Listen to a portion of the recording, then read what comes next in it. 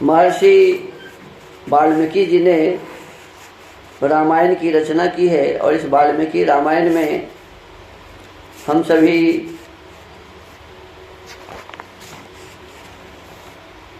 अष्टपंचाशः सर्गः 58वें सर्ग का स्वाध्याय कर रहे हैं।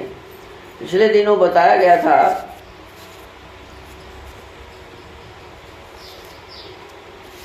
ये 58वां सर्ग समाप्त हो गया था।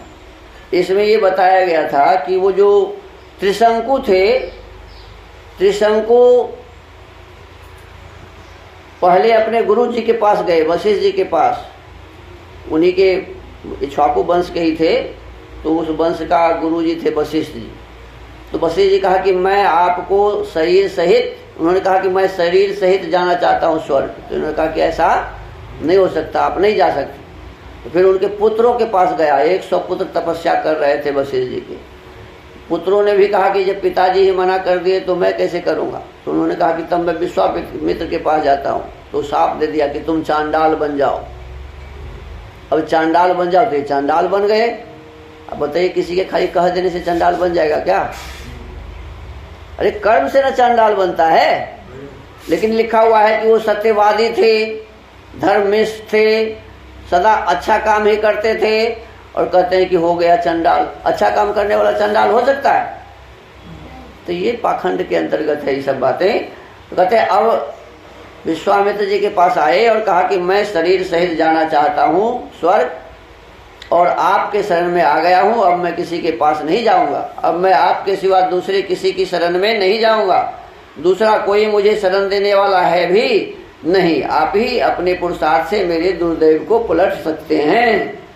अब विश्वामित्र से कहते हैं, अब विश्वामित्र जी कहते हैं, उक्त वाक्यं तु राजानं कृपया कुशिकात्मजः अब्रवीन् मधुरं वाक्यं साक्षात् चंडालतांगतम। अब देखिए, कहते हैं कि सतानंद जी अपने राम जी से कहते हैं, साक्षात चांडाल के स्वरूप को प्राप्त हुए राजा त्रिशंकु के पूर्वोक्त वचन को सुनकर कुशिक नंदन विश्वामित्र जी ने दया से द्रवित होकर उनसे मधुर वाणी में कहा, इक्ष्वाकु स्वागतं वत्स जानामि त्वं सुधार्मिकं शरणं ते प्रदास्यामि मा भयसिर नृपपुंगव। वत्स इक्ष्वाकु कुल नंदन, तुम्हारा स्वागत है। मैं जानता हूँ तुम बड़े धर्मात्मा हो। और जब तुम बड़े धर्मात्मा हो कह रहे हैं तो धर्मात्मा व्यक्ति चांडाल हो जाएगा। नृप प्रबल, डरो मत, मैं तुम्हें शरण दूंगा।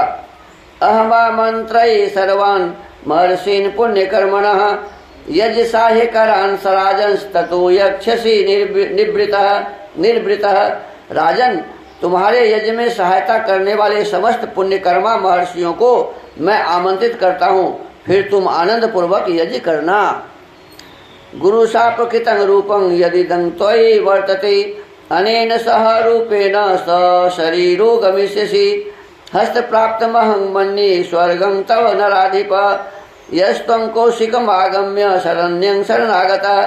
गुरु के साप से तुम्हें जो यह नवीन रूप प्राप्त हुआ है, इसके साथ ही तुम सदैव स्वर्ग लोक को जाओगे। माने चांडाल भी रहोगे।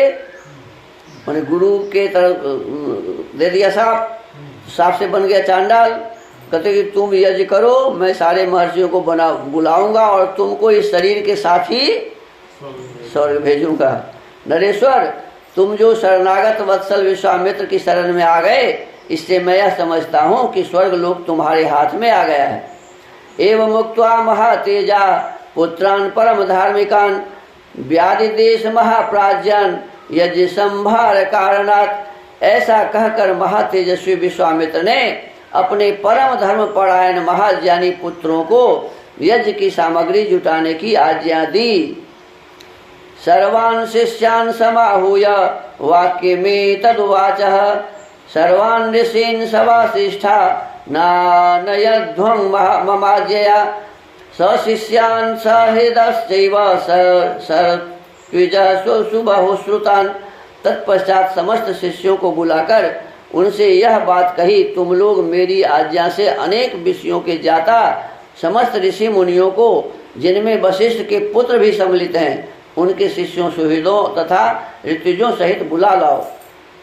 यदन्यो वचनं ब्रूयान मद्वाक्य बल चोदित तत्सर्वमखिलेनोक्तं ममाख्येयम अनादितम।